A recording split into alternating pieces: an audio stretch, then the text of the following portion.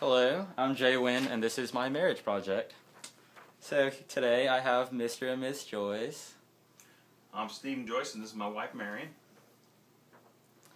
And when did you get married? We were married July of 1993. Getting ready to have our 20th anniversary this summer.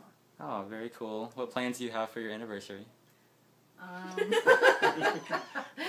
Well, hanging out at the house. I don't know. I think we're buying. Good question. We're getting a new porch. Actually, that's going to be our present to each other.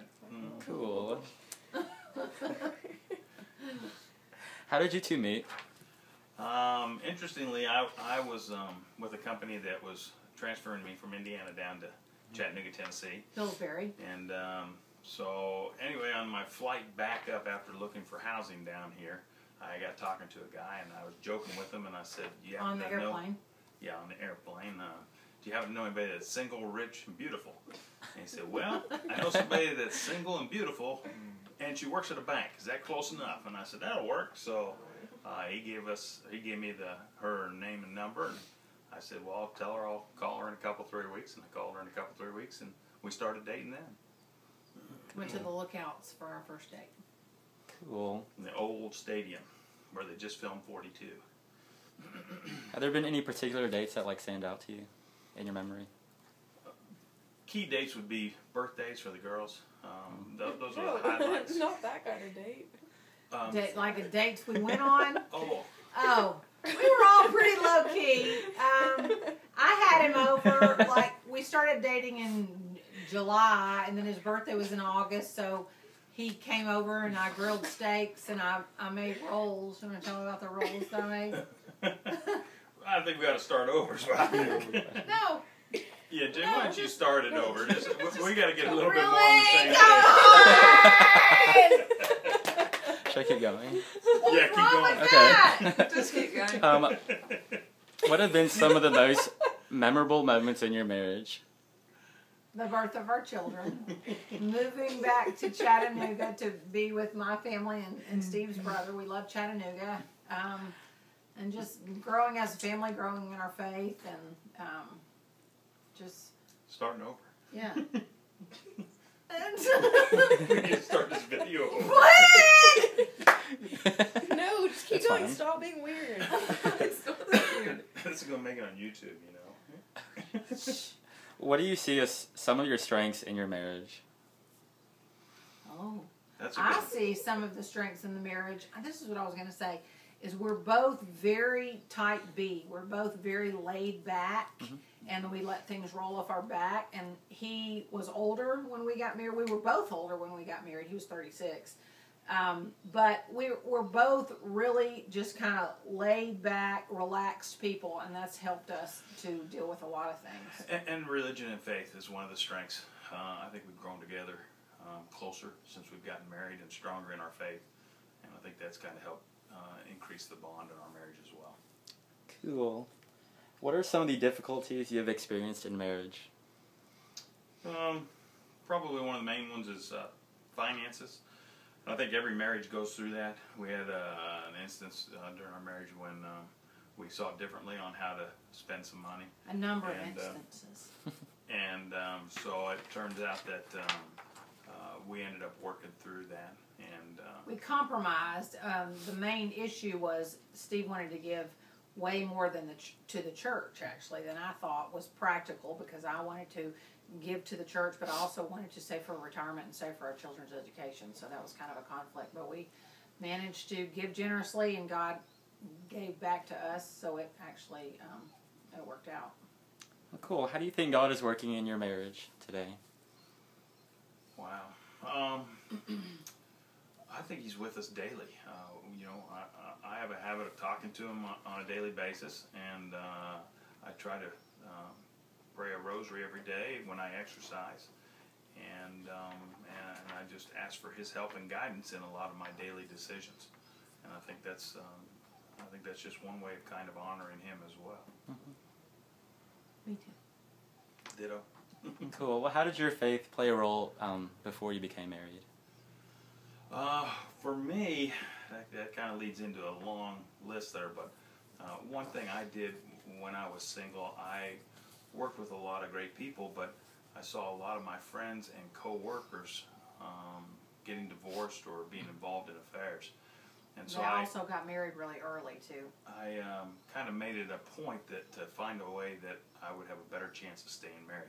So I kind of developed a list of things that I wanted my wife to be, along those lines. And one of the main ones was something my dad had told me as a young man, is to marry another Catholic, because then that way you're able to share your faith. Odds are you're going to have the same type of ethics and values from being brought up. Or if you can't marry another Catholic, at least find somebody that will become Catholic so that you can share that religion, raise your children in that faith together going forward.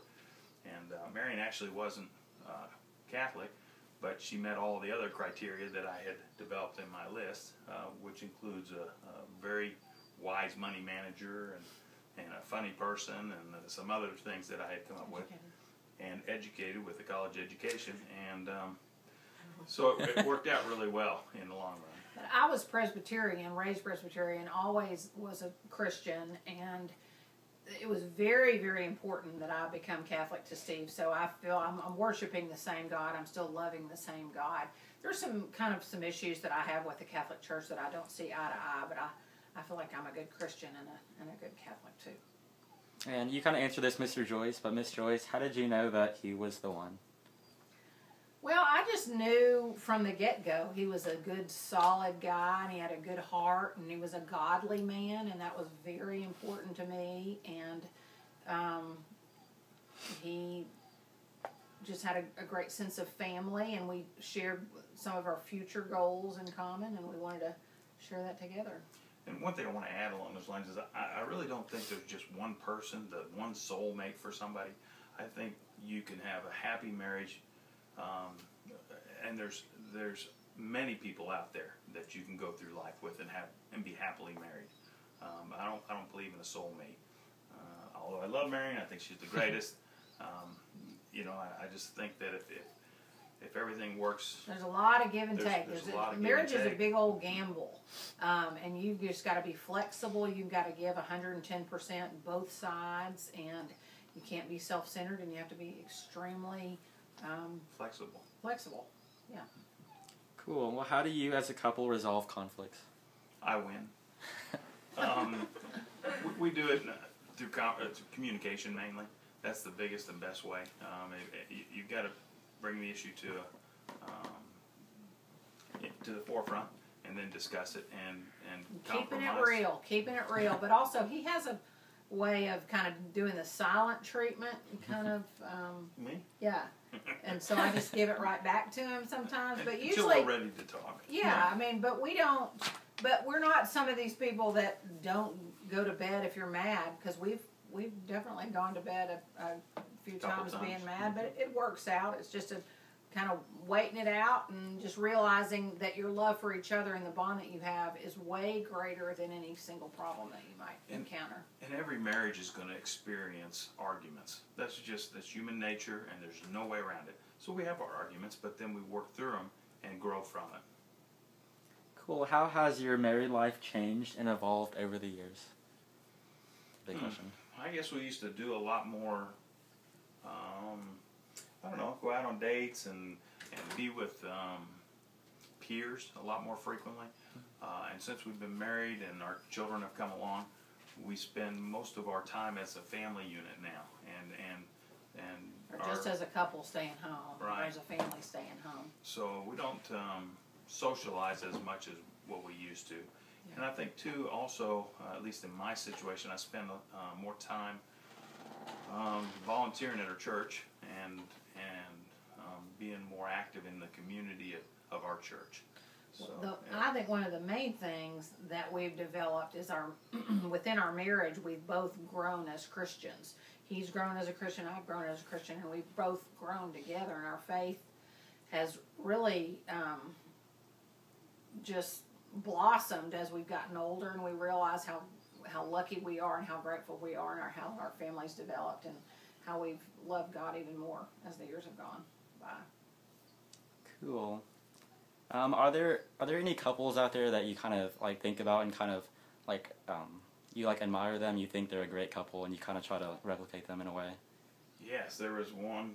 Our parents, especially Marion's parents, they were married 60 years. 58 years. My 58 daddy just years. died last month, but they had a beautiful marriage. And Katie spoke at my daddy's funeral, and one thing that he said was, or she said, excuse me, was that he loved my mother more every day, and their love grew over the years. And I think we really admire that and try to emulate it, and I think that we share some of the same things. And I do think we love each other more now than we did when we got married. Mm-hmm. Cool. What advice, what advice would you give to high school students in regards to finding the one and staying married and stuff? Just finding somebody that,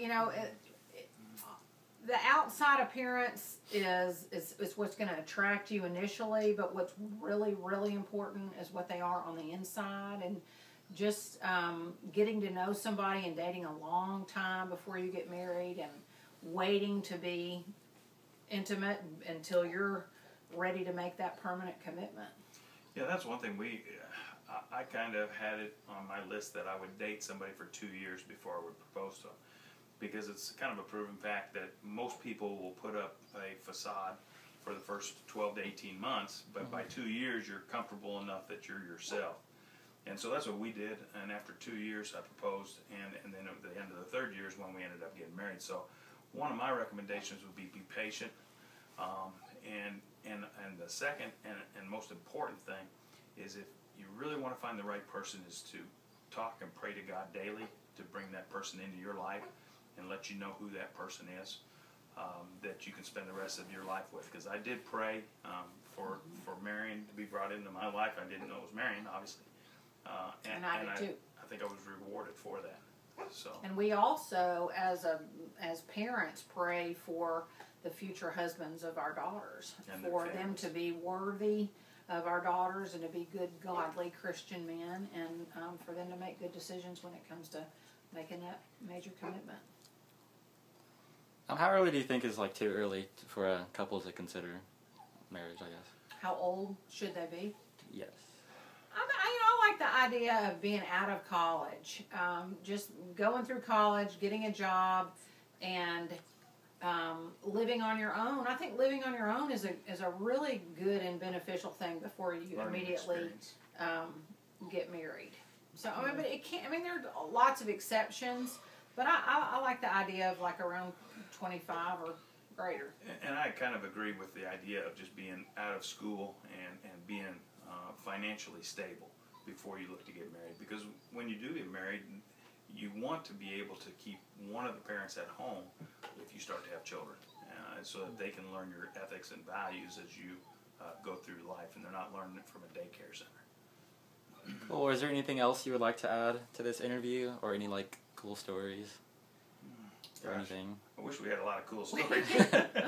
But our cool stories are built around our family and our children and their successes. And so when they're successful, we're successful, and we just enjoy it. Valuing every single day and appreciating the small moments, and not living superficially with big houses and big cars and big trips. Just loving each other and just keeping it real. Cool. Well, thanks. I think this is good. Well, thanks for the interview, Jay. All right. Well, thank you, Mr. and Miss Joyce. Okay. This is great. Bye. Sayonara. Will you go get honey, please?